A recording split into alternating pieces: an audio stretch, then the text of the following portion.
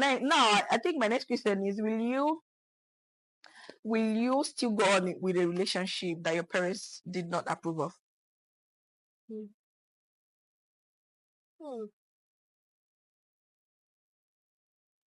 That's a tricky one, right? It is. It really is. I think, like, for some reason, if they don't approve of your relationship for some reason, will you still go on with the relationship? I think, like, it depends. It more so depends on the reason. And for me, I would still even, let's say this is the person that God has convicted me that I should marry, right? But that same God, he's not an author of confusion. So he wouldn't put like confusion in the midst, So I don't think God will give me a person that I know that's good for me. And I know my parents' intentions are good for me. They're not like parents who are wicked or whatever. No, like they're good parents. So God wouldn't give me someone that he said, this is for you.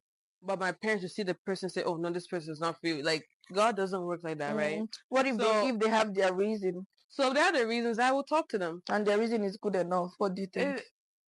So again, it comes back to my conviction. Because again, I'm not marrying my parents. I'm not going to spend a life with my parents as the person that I choose to marry.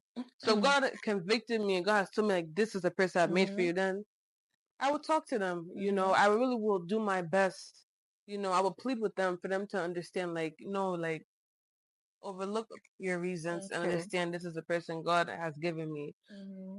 But again, let's say if a situation where I'm not even sure if this person is for me, and my parents like, no, this person is not for you, then I think I will listen to my parents. Yeah. But again, more so, I think the main thing in this kind of situation is, are you convicted? Like, are you convicted 100%? Like, this person is for you. Yeah, and that is the person. Okay, then you find ways to talk to your parents and this and that. But if you're not sure, then again, God can be using your parents to tell you that the person is not for you. Yeah, because most times what our parents see, we don't even see. Yes. Most times what they see, we're not even. They're looking far ahead. Maybe before we see that or notice what they are talking about, it must have been years later.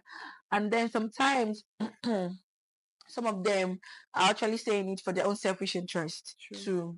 Maybe because they have a picture of what they want for you, and what they want, how they want you to be, or who they want you to be with, or they have somebody already planned that for you, that kind of a thing. They have their own plan, but then there's some. That's why I say it all depends on it boils down to the reason. So if the reason is good enough and I've seen it, there's some reason that when they pinpoint it and you just probably you're not seeing it, but you now relax, go back and check it and start noticing that, oh, this is really true, this is the same, it's really true. Then either if it's something that you call your partner to work on or to change or to, like, something that the person can work on, then the person should work on it.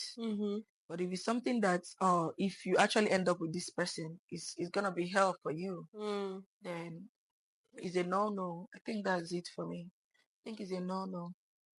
Yeah, because I've seen situation whereby most parents, I'm not gonna call names, but I have a story.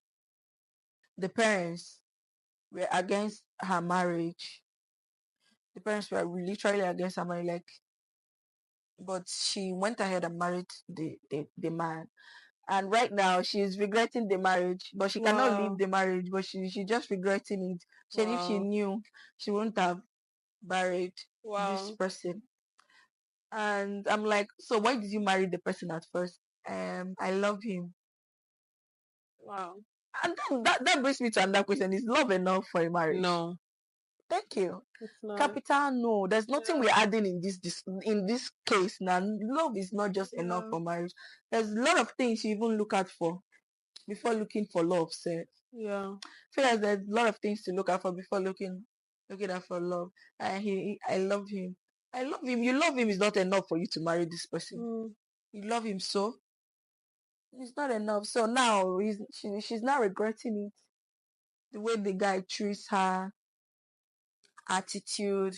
You don't take care of your home. You don't even buy gifts for your wife. You don't provide, like, all those things. The wife is so it boils down to, if I knew I would have listened to my parents if I knew. So sometimes parents, they're right. Sometimes, most times, that's why I say it boils down to their reason. If their reason is actually good enough, please leave that your love.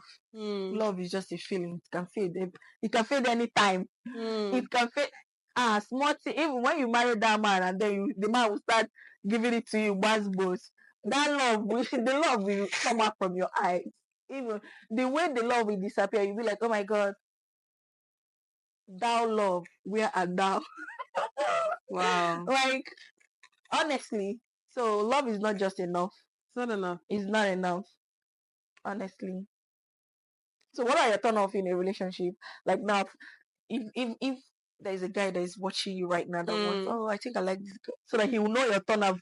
My turn off. You know, laziness.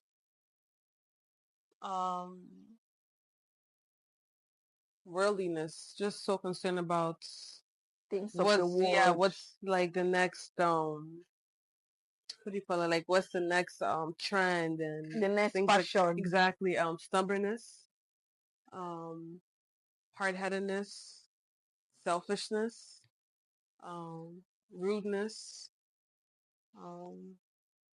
yeah, those lack of ambition. Yeah, that's a big one Yeah. for me. Lack of ambition, lack of drive. Yeah. Yeah. That's nice one. Nice one. It's Yeah. cool. It's cool.